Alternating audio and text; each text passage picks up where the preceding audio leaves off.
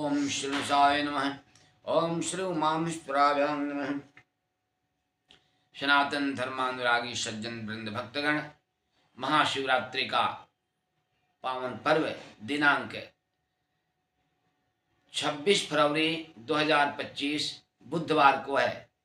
यह भगवान आशुतोष शिव का सबसे बड़ा दिन है और इस दिन भगवान आशुतोष शिव का यह महाशिवरात्रि व्रत करके उनका विशेष पूजन अर्चन वंदन करके आप सभी प्रकार की मनोवांछित इच्छाओं की पूर्ति कर सकते हैं। इसमें कोई संदेह नहीं है। उनके इस पवित्र पावन दिन को हम उनके प्राकट्य दिवस के रूप में मनाते हैं। इस दिन भगवान आशुतोष शिव ब्रह्मा और विष्णु के बीच हो रहे विवाद को सुलझाने के लिए उनके मध्य में एक ज्योतिपुंज के रूप में, एक खंभे के रूप में आकाश से पाताल तक वे उपस्थित हो गए थे। न उस ज्योतिपुंज का, उस खंभे का न अंत था न आदि था। और इस प्रकार इसी स्वरूप ज्योतिपुंज के रूप में उनकी पूजा की जाती है, जो कि उनका प्रतीक चिन्ह है।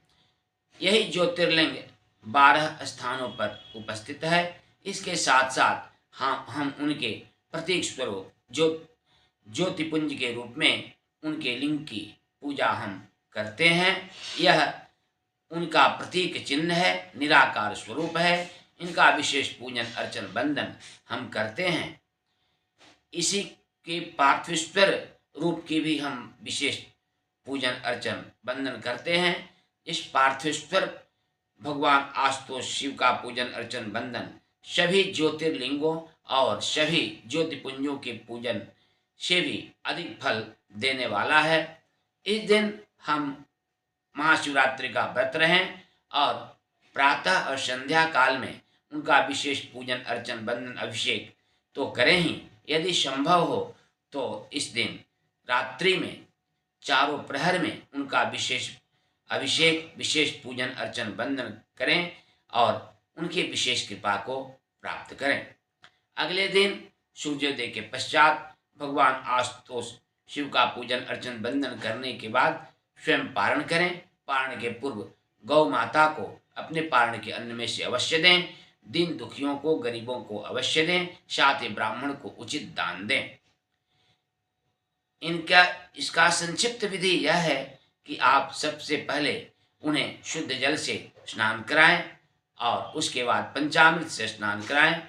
तत्पश्चात उन्हें शुद्ध स्नान कराने के बाद त्रिपुंड चंदन लगाएं और भगवान आशुतोष शिव को बिल्वपत्र, शमी पत्र, कनेर का पुष्प अवश्य समर्पित करें। उन्हें नैवेद्य का भोग लगाएं, उनकी आरती करें, साष्टांग प्रणाम करें।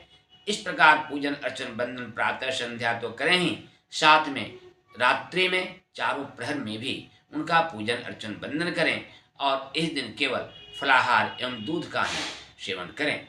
ऐसा करके आप भगवान आशुतोष शिव का उनकी विशेष कृपा आप प्राप्त कर सकते हैं और सभी प्रकार की मनोवांछित इच्छाओं की पूर्ति कर सकते हैं।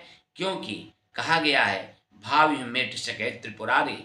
आप यदि असाध्य को भी साधना चाहते हैं तो भगवान आशुतोष शिव आपकी उस प्रकार की मनोकामना को भी पूर्ण कर सकते हैं, यदि आप में सत्य निष्ठा और समर्पण हो तब।